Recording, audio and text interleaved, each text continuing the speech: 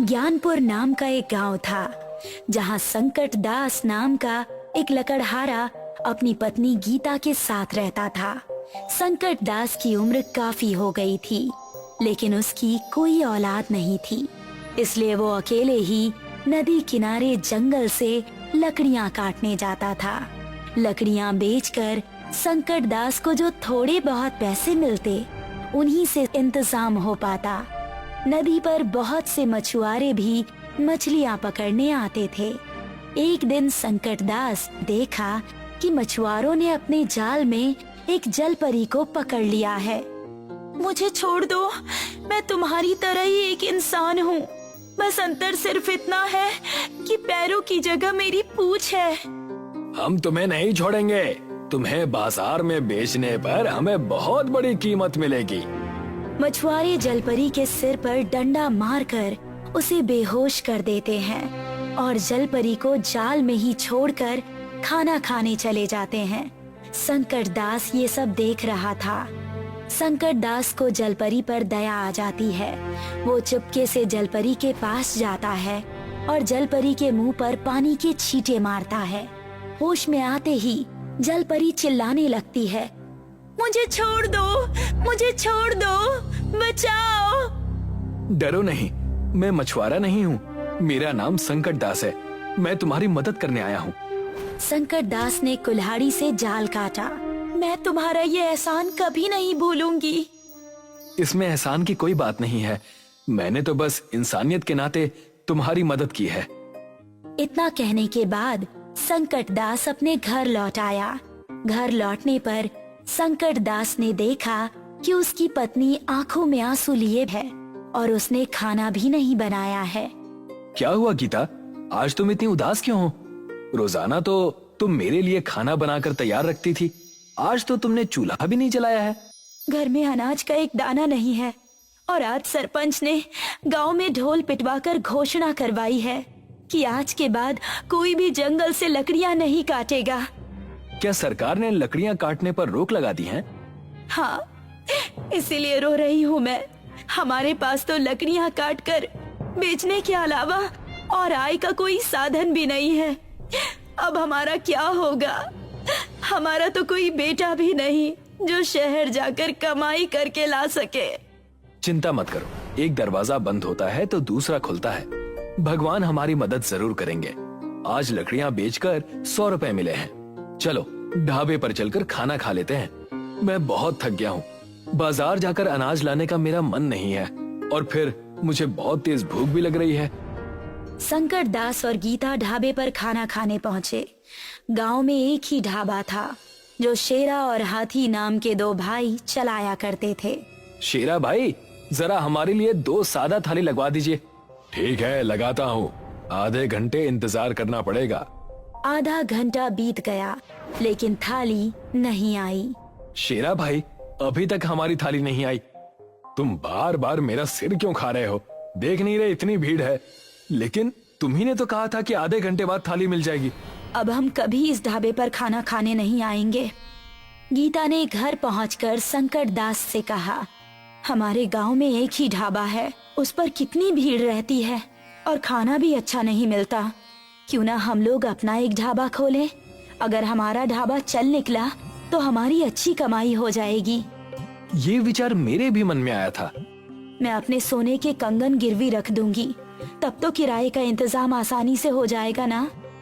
संकट दास और गीता ने शेरा और हाथी भाइयों के ढाबे के पास ही एक दुकान किराए पर ले ली और अपना ढाबा शुरू कर दिया। संकट दास भैया, थाली कितने की है? मात्र 50 रुपए की। आप बैठिए, मैं अभी आपके लिए खाना लगा देता हूँ।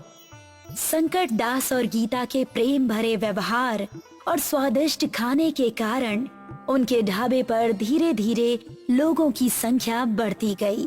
उधर शेरा और हाथी का ढाबा खाली होता जा रहा था। कुछ ही दिनों में शेरा और हाथी भाइयों का काम धाम ठप हो गया।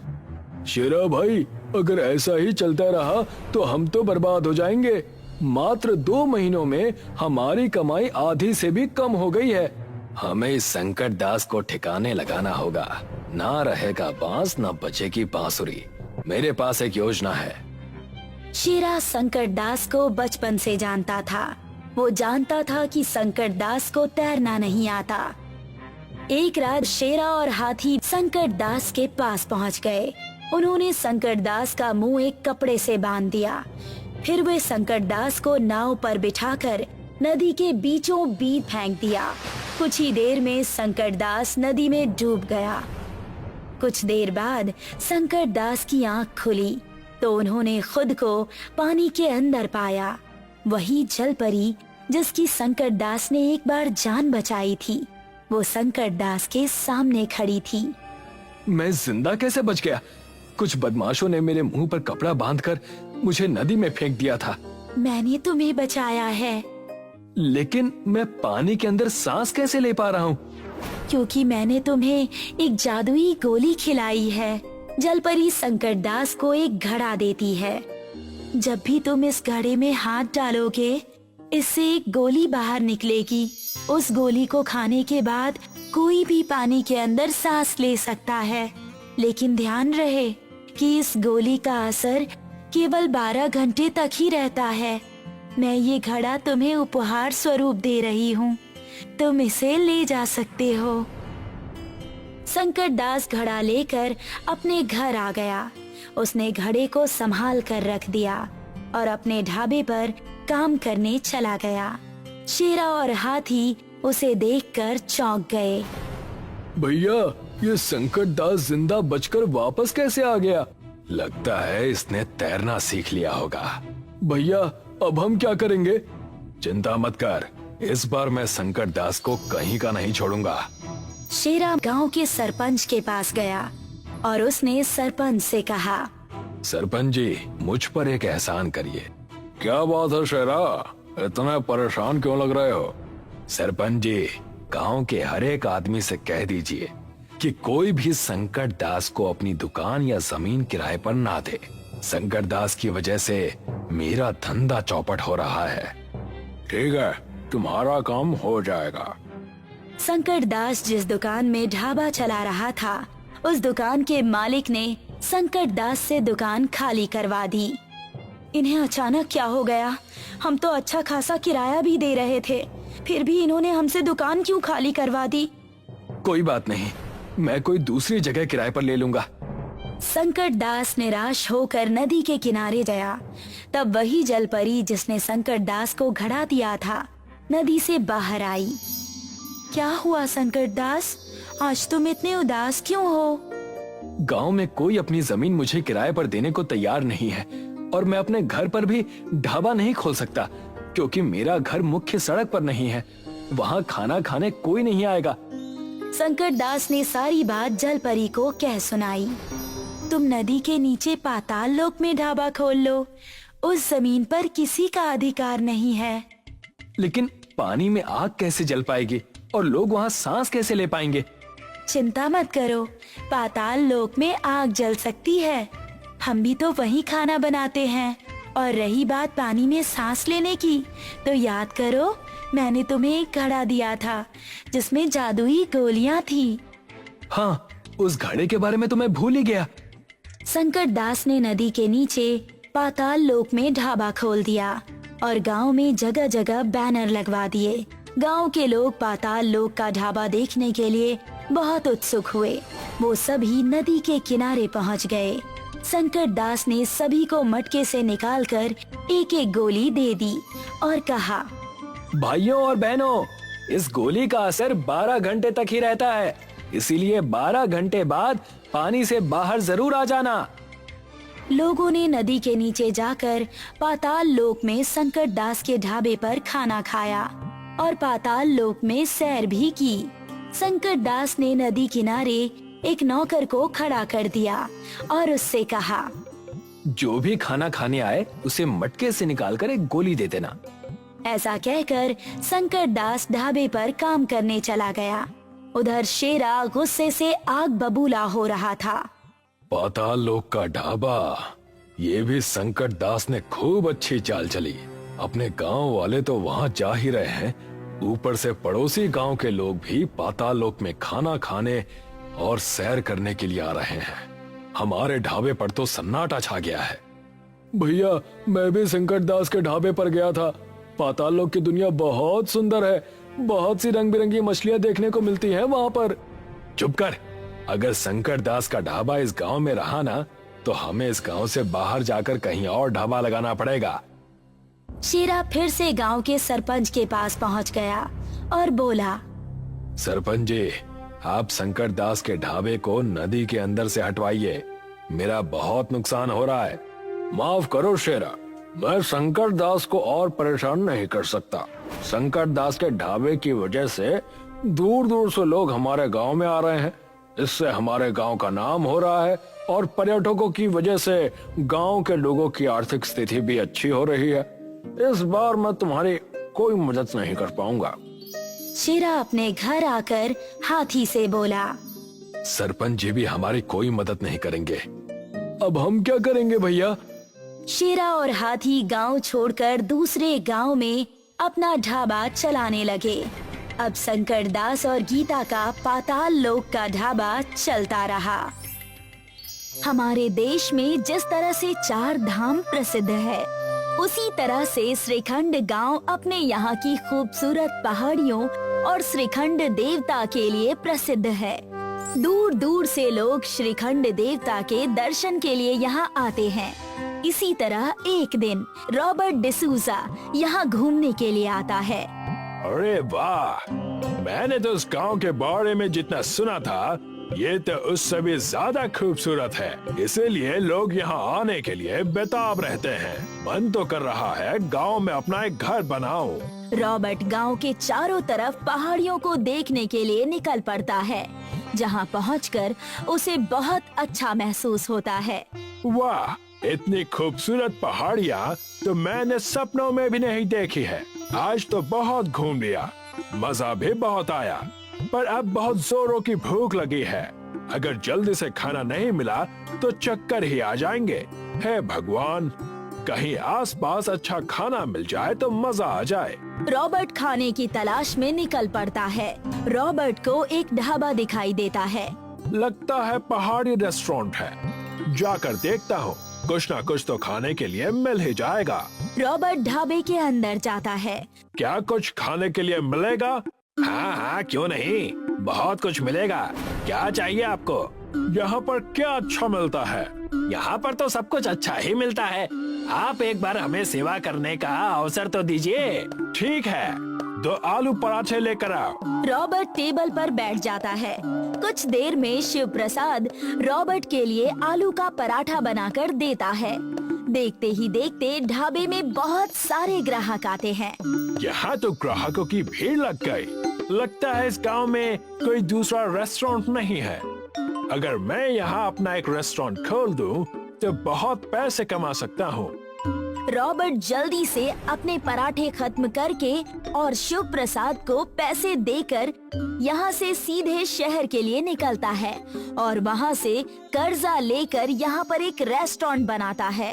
आ जाओ, नया रेस्टोरेंट खुला है। बहुत से लोग रॉबर्ट के रेस्टोरेंट में खाना खाने के लिए आते हैं, पर उनको यहाँ का खाना कुछ खास पसंद नहीं आता और वो लोग खाना खाने के लिए शिव प्रसाद के ढाबे पर जाते हैं। ये देखकर रॉबर्ट को बहुत गुस्सा आता है। वो शिव प्रसाद के पास जाता है। देखो, मैंने इस गांव में एक नया रेस्टोरेंट खोला है। बधाई हो भाई साहब। तुम्हारे इस ढाबे की वजह से लोग मेरे रेस्टोरेंट में नहीं आ रहे हैं। पर इसमें मेरी क्या गलती है? अपना ये ढाबा बंद कर दो, नहीं तो अच्छा नहीं होगा। देखिए भाई साहब, ये हमारे पूर्वजों का बनाया हुआ ढाबा है। इसी से हमारी रोजी रोटी चलती है। अगर इसको बंद कर दूंगा तो हम लोग भूखे मर जाएंगे। शिव प्रसाद की बातें सुनकर रॉबर्ट गुस्से में यहाँ से चला जाता है और अपने मन में सोचता है, लगता है ये ऐसा नहीं मानेगा। अब इसको कुछ अच्छा सा सबक सिखाना पड़ेगा। शिव प्रसाद के ढाबे को तोड़ देता है और जेसीबी से उसको पहाड़ी के पीछे फेंक देता है।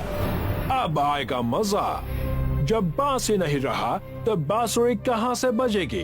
अब मेरा रेस्टोरेंट अच्छे से चलेगा और मैं बहुत सारे पैसे कमा लूंगा। रॉबर्ट बहुत खुश था। उसे लग रहा था कि ढाबा टूट जाने से अब सभी लोग उसके रेस्टोरेंट में ही खाना खाने आएंगे, पर उसे ये नहीं पता था कि उसकी ये चाल उस पर ही उल्टी पड़ने वाली है।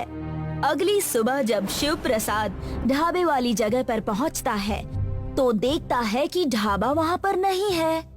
अरे मेरा ढाबा कहाँ चला गया? मैं तो लुट गया, मैं तो बर्बाद हो गया। शिव प्रसाद इधर उधर ढाबे को ढूंढने लगता है और ढूंढते ढूंढते पहाड़ी पर पहुंच जाता है, जहां पर उसका ढाबा टूटा हुआ पड़ा है। वो उसे देखकर जोर जोर से रोने लगता है। ये मेरे पूर्वजों की निशानी थी, ये सब कैसे हो गया? दूसरी तरफ श्रीखंड भगवान एक फकीर बाबा का वेश बनाकर यहाँ घूमने के लिए आते हैं। वो सबसे पहले रेस्टोरेंट में जाते हैं। बहुत भूख लगी है बेटा, कई दिनों से खाना नहीं खाया, कुछ खाने के लिए दे दो। फकीर बाबा की हालत बहुत खराब है। उनके कपड़े फटे हुए हैं और पैरों में चप्पल भी नहीं है। अरे भिखारी बुड्ढे, यहाँ अंदर कैसे घुस गया तू? निकल जा यहाँ से। बेटा ऐसा मत बोलो, मैं भूखा हूँ, मुझे खाना खिलाओगे तो पुण्य मिलेगा। अबे बुड्ढे, ये रेस्टोरेंट अमीरों के लिए है, तुम जैसे भिखारियों के लिए नहीं। चल निकल जा यहाँ से। रॉबर्ट फकीर बाबा को रेस्टोरेंट से बाहर निकाल देता है। फकीर बाबा पैदल चलते हुए पहाड़ी की तरफ जाते हैं, जहां शिव प्रसाद ढाबे के सामने बैठकर रो रहा है। कुछ खाने के लिए दे दो बेटा, बहुत दिनों से भूखा हूँ। बाबा मेरे पास आपको खिलाने के लिए कुछ भी नहीं है। बेटा मैं तो एक भूखा साधु हूँ, प्यार से बासी खाना भी खिलाओगे तो वो भी खा लूंगा। मेरा सारा खाना खराब हो चुका है, ये देखिए, खाना बनाने का सामान भी नीचे जमीन पर बिखरा हुआ है। फकीर बाबा देखते हैं कि ढाबे के अंदर का रखा हुआ सारा राशन जमीन पर चारों तरफ बिखरा पड़ा है। बेटा अगर तुम चाहो तो इसे ही बटोर कर इस फकीर का पेट भर सकते हो। ठीक है बाबा। शिव प्रसाद जमीन पर बिखरा हुआ राशन समेटता है। वो फकीर बाबा को खाना खिलाता है, जिससे फकीर बाबा की भूख मिट जाती है। तुमने एक भूखे फकीर को खाना खिलाया है, उसकी भूख मिटाई है। ईश्वर तुम्हारे सारे दुख दर्द मिटा देगा। फकीर बाबा की दुआ पूरी होने पर ढाबे के चारों तरफ एक बहुत बड़ा इंद्रधनुष बन जाता है। ईश्वर तो मुझसे नाराज है बाबा, देखिए ना मेरे ढाबे का क्या हाल हो गया है। शिव प्रसाद पीछे अपने ढाबे की तरफ देखता है तो वो चौंक जाता है, क्योंकि ढाबा पूरी तरह से इंद्रधनुष से ढक गया है और बहुत खूबसूरत दिखाई दे रहा है। ये तो चमत्कार हो गया। लगता है ईश्वर तुम्हारी मदद करना चाहते हैं। पर ये इंद्रधनुष तो कुछ ही समय में गायब हो जाएगा। क्या श्रीखंड भगवान इस जगह से गायब हो गए हैं? नहीं, वो हमेशा से यही हैं और हमेशा यही रहेंगे। अगर श्रीखंड भगवान हमेशा यही रहेंगे तो उनका आशीर्वाद और ये इंद्रधनुष भी तुम्हारे साथ हमेशा रहेगा।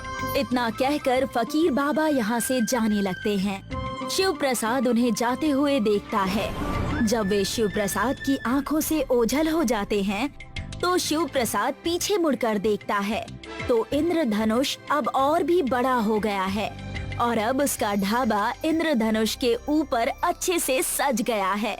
इंद्रधनुष ढाबे पर पहुंचने के लिए कुछ सीढ़ियां बन गई है। शिव प्रसाद उन सीढ़ियों से अपने ढाबे में जाता है और देखता है कि ढाबे की हालत पूरी तरह से बदल गई है। ढाबा अंदर से चमकदार हो गया है। हे श्रीखंड महाराज, आपकी जय हो। जैसे ही लोगों को इस इंद्रधनुष वाले ढाबे के बारे में पता चलता है, रॉबर्ट के सारे ग्राहक उसके रेस्टोरेंट का खाना छोड़कर इस ढाबे की तरफ चले आते हैं। लगता है ये ऐसे नहीं मानेगा, उसको फिर से सबक सिखाना पड़ेगा। रॉबर्ट जेसीबी मशीन लेकर ढाबा तोड़ने के लिए जाता है, पर जैसे ही उसकी मशीन पहाड़ी पर पहुंचती है, वो फिसलन के कारण पहाड़ी से नीचे गिर जाती है। ये क्या हो गया? इस तरह से तो मैं बर्बाद हो जाऊंगा। ग्राहक न आने की वजह से रॉबर्ट का रेस्टोरेंट बंद हो जाता है। रॉबर्ट की हालत देखकर शिव प्रसाद को उस पर दया आ जाती है और वह रॉबर्ट को अपने इंद्रधनुष ढाबे में काम पर रख लेता है। अब रॉबर्ट को भी अपनी गलती का एहसास हो गया है, इसलिए वो भी शिव प्रसाद से माफी मांगता है और मन लगाकर काम करके धीरे धीरे अपना कर्जा उतारने लगता है। इंद्रधनुष ढाबा पूरे श्रीखंड में फेमस हो जाता है। नील, 6 बज गए क्या? नहीं, अभी 5:30 बजे हैं। अच्छा है, तुम्हें टाइम देखना आता है? तुम भी सीख सकती हो। Kuku TV kids app download करो और एवरीडे कुछ नया सीखो। एक गांव में मीना और रीना नाम की 2 बहनें रहती थीं। रीना बड़ी थी और मीना उससे 2 साल छोटी। दोनों बहनों में बहुत प्यार था और दोनों हमेशा साथ साथ रहती थीं। उनके पिताजी का रीना मीना नाम का ढाबा था। उनके पिताजी की मृत्यु के बाद रीना और मीना दोनों मिलकर वो ढाबा चलाती थी। मीना, कल सुबह हमें सब्जियों का स्टॉक लेने चलना है, तुम्हें याद है ना? हाँ, मुझे अच्छे से याद है। मैंने काका को कह दिया है कि सुबह अपनी वैन तैयार रखे। अच्छी बात है, आओ मिलकर हम पिछले महीने का हिसाब कर लेते हैं। दोनों बहनें मिलकर इसी तरह ढाबे का हर काम साथ साथ करती थीं। दोनों में आज तक कभी मनमुटाव नहीं हुआ था। दोनों ही बड़े प्रेम भाव से रहती थीं। अगले दिन सुबह, रीना उठ जाओ, चलो जल्दी हमें निकलना चाहिए। रीना कोई भी जवाब नहीं दे रही थी, तो मीना रीना को छू कर देखती है तो उसे पता चलता है कि रीना को बहुत तेज बुखार है। अरे ये क्या, रीना का तो पूरा शरीर गर्म है, अचानक से इतना तेज बुखार कैसे हो गया इसे? मुझे तुरंत किसी अच्छे डॉक्टर को बुलाना चाहिए। मीना हरिया काका को कहकर डॉक्टर को बुलाती है। डॉक्टर रीना को देखते हैं और उसे दवाई खिलाकर आराम करने की सलाह देते हैं। मीना भी रीना से कहती है कि उसे बहुत आराम की जरूरत है। पर मीना, अब तू अकेली कैसे जाएगी? ढाबा कैसे संभालेगी? ये मेरी तबीयत को भी अभी खराब होना था। रीना, तुम चिंता मत करो, मैं सब संभाल लूंगी। तुम सबसे पहले अपनी तबीयत की फिक्र करो। मैं अभी हरिया काका के साथ जाती हूँ और सब्जियाँ लेकर ढाबा पहुँचती हूँ, फिर तुम्हें देखने आती हूँ। मीना ने इससे पहले कभी अकेले कुछ नहीं किया था, इसलिए वो थोड़ा घबराई हुई भी थी। वो हरिया काका के साथ सब्जी मार्केट पहुंचती है। वहां पर उसे एक सब्जी वाला मिलता है। आइए मैडम, आइए, बताइए कौन कौन सी सब्जियां पैक कर दूं? एकदम ताजी हैं, कौन सी दे दूं? भैया जी, 5 किलो टमाटर और 10 किलो आलू। अरे मैडम, भैया जी ना बनाइए, मैं तो आप ही की उम्र का हूँ। मैं राहुल, नाम तो सुना ही होगा। जी जी बिल्कुल, ठीक है, तो राहुल जी। राहुल और मीना की इसी तरह से बहुत बातें होने लगती हैं। उसके बाद से मीना सारी सब्जियां राहुल से ही खरीदती है और उसे अपने ढाबे की सारी जानकारी दे देती है। हाँ, मैं और मेरी बड़ी बहन मिलकर चलाते हैं और हम दोनों में आधा आधा पैसा बट जाता है। मेरे पापा नहीं है। मेरी बहन बहुत अच्छी है, मेरा बहुत ख्याल रखती है। राहुल मीना की सारी बातें बहुत ध्यान से सुनता है। उसके बाद वो कहता है, मीना, तुम मुझे अच्छी लगने लगी हो। क्या तुम मेरे साथ मेरे घर चलना चाहोगी? हाँ, पर मुझे तो अभी ढाबे पर जाकर काम करना है ना। आज तो मेरी बहन भी नहीं है, न जाने मैं अकेले सब कुछ कैसे कर पाऊंगी। ठीक है, चलो मैं तुम्हारे साथ चलता हूँ, फिर तुम्हें अकेले कुछ करना भी नहीं पड़ेगा और मैं तुम्हारे साथ समय भी बिता पाऊंगा। मीना राहुल को भी अपने साथ ढाबे पर ले आती है। ढाबे को देखकर राहुल कहता है, तुम्हारा ढाबा तो बहुत ही अच्छा और बड़ा है, बस एक ही कमी लग रही है कि इसका नाम रीना मीना ढाबा नहीं बल्कि मीना ढाबा होना चाहिए था। तुम इतनी खूबसूरत हो, इतनी मेहनती हो, मेरी तो इच्छा है कि इसका नाम मीना ढाबा हो। नहीं, तुम कैसी बातें कर रहे हो? ये काम हम दोनों बहनों की मेहनत से चलता है, इस वजह से इसका नाम रीना मीना ढाबा ही रहेगा। अब मैं हूँ ना तुम्हारे साथ मेहनत करने के लिए। अब तुम्हें अपनी बहन की क्या जरूरत है? सोचो, ये पूरा ढाबा अगर तुम्हारे नाम पर हो जाएगा तो हम कितनी अच्छी जिंदगी जी पाएंगे। रीना की तबीयत कुछ दिन और खराब रहती है। इधर राहुल मीना को धीरे धीरे रीना के खिलाफ भड़काने लगता है। वो उससे कहता रहता है कि तुम ये ढाबा अपने नाम करवा लो और फिर मैं तुमसे शादी कर लूंगा और हम दोनों मिलकर एक खुशहाल जीवन बिताएंगे। मीना धीरे धीरे उसकी बातों में आ जाती है और फिर ढाबे के पेपर बनवाकर रीना से गलत तरीके से साइन करवा लेती है। रीना की तबीयत ठीक नहीं होती, इसीलिए वो बिना कुछ पूछे पेपर पर साइन कर देती है। इसके बाद मीना ढाबे का नाम रीना मीना ढाबे से मीना ढाबा कर देती है और राहुल के साथ रहने लगती है।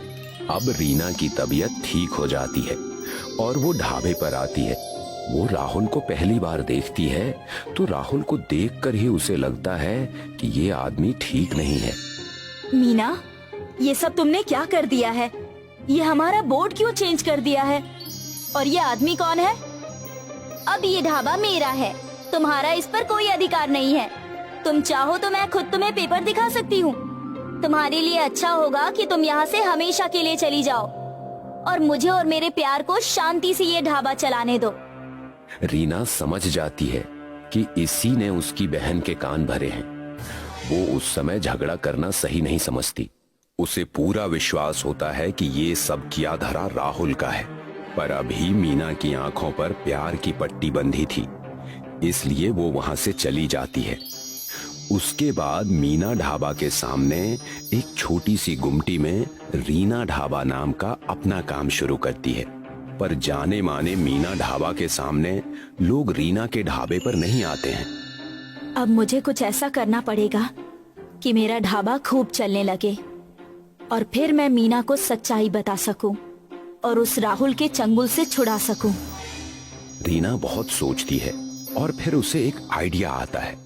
वो सोचती है कि क्यों ना एक ही थाली में 54 प्रकार के व्यंजन परोसे जाएं, ताकि लोगों को खूब वैरायटी खाने को मिले और एक ही प्लेट में उनकी सारी इच्छाएं पूरी हो जाएं।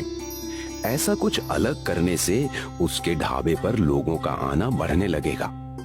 हाँ, ये आइडिया बहुत अच्छा लग रहा है। मैं इस थाली का नाम बाहुबली थाली रखूंगी। अब मेरे ढाबे की बाहुबली थाली पूरे शहर में फेमस होगी।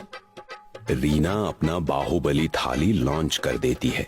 देखते ही देखते उसकी बाहुबली थाली पूरे शहर में फेमस हो जाती है और उसका रीना ढाबा बाहुबली रीना ढाबा के नाम से जाना जाने लगता है।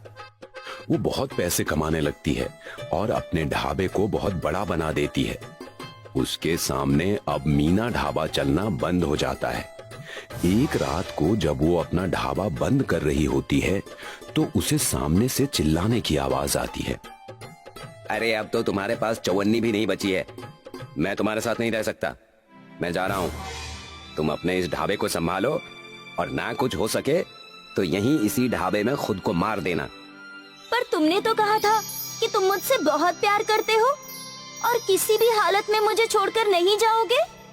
जब तक पैसा है तब तक प्यार है। अब मुझे तुम्हारे पास कोई फायदा नहीं दिखता। ये सब सुनकर मीना रोने लगती है। राहुल वहां से चला जाता है और तभी रीना उसके पास आती है और उसे गले लगा लेती है।